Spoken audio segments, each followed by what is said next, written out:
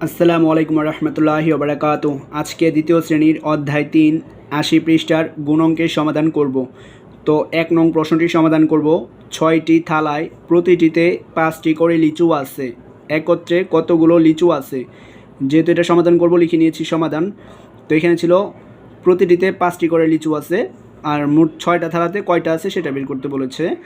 তো এখন প্রতিটি যখন থাকবে প্রশ্নে বুঝতে হবে যে একটি, অর্থাৎ একটি থালায় লিচু আছে 5টি। এটা সাজে লিখব যে একটি থালায় লিচু আছে 5টি।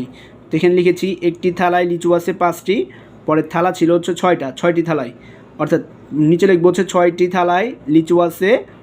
এইখানে এই যে 6টি থালায় লিচু আছে, উপরে 5 ছিল সেটাকে প্রথম লিখব, আর পরে যে 6 ছিল নিচে এই 6টাকে পরে লিখব, আর মাঝখানে গুণ দিব। কারণ হচ্ছে একটা থালায় যদি লিচু 5টা থাকে, 6টা থালায় কিন্তু লিচু বেশি থাকবে, যেহেতু বেশি থাকবে এজন্য গুণ হবে।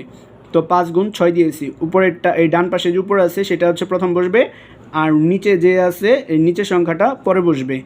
তো এখন হচ্ছে এই 5কে 6 দিয়ে গুণ দিব, অর্থাৎ পরে যে 6 আছে 6-এর ঘরের নামটা পড়বো, আর গুণ দিব 5কে, তো 5 পর্যন্ত পড়বো। হয় 6-এর ঘরের নামটা 5 পর্যন্ত পড়বো, না হয় 5-এর ঘরের নামটা 6 পর্যন্ত পড়বো।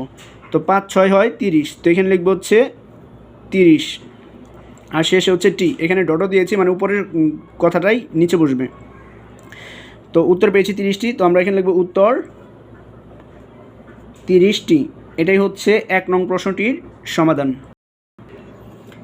এখন হচ্ছে দ্বিতীয় শ্রেণীর অধ্যায় 3 83 পৃষ্ঠার গুণঙ্কের সমাধান করব। তো এখানে হচ্ছে 83 পৃষ্ঠার 1 নং প্রশ্নটি সমাধান করব। 1 নং প্রশ্নটি হচ্ছে মিনা প্রতিদিন একটি বইয়ের 2 পৃষ্ঠা পড়ে, সে 7 দিনে কত পৃষ্ঠা পড়ে? যেহেতু এটা সমাধান করব লিখে নিয়েছি সমাধান। তো এখানে দেখুন প্রতিদিন আছে, তো প্রত্যেক অথবা প্রতিদিন যদি এরকম থাকে তো বুঝতে হবে এটা একদিনের কথা উল্লেখ করছে। তো একদিন, তো এখানে আমরা লিখব সাজায় লিখব একদিনে বইয়ের পরে 2 পৃষ্ঠা। তো আমরা এখানে লিখেছি একদিনে বইয়ের পরে 2 পৃষ্ঠা। তারপরে ছিল সে 7 দিনে কত পৃষ্ঠা পড়বে সেটা বের করতে বলেছে।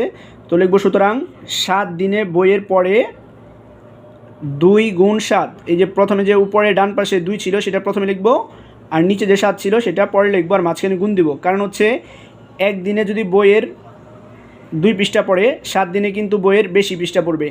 যখনই বেশি পৃষ্ঠা পড়বে তখন কিন্তু গুণ হয়ে যাবে। তো এখন এই 2-রে 7 দিয়ে গুণ দিব, অথবা 7কে 2 দিয়ে গুণ দিব। 7 দুগুণে 14। তো এখানে হবে 14, আর এখানে টাকা ভুলে লিখে ফেলেছি, তো এটা হবে পৃষ্ঠা।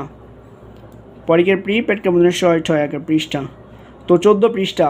তো শেষে লিখব হচ্ছে উত্তর 14 পৃষ্ঠা। তো এখানে দাঁড়িয়ে দিব। তো এটাই হচ্ছে 83 পৃষ্ঠার 1 নং প্রশ্নটির সমাধান। এখন হচ্ছে 83 পৃষ্ঠার 2 নং প্রশ্নটির সমাধান করব।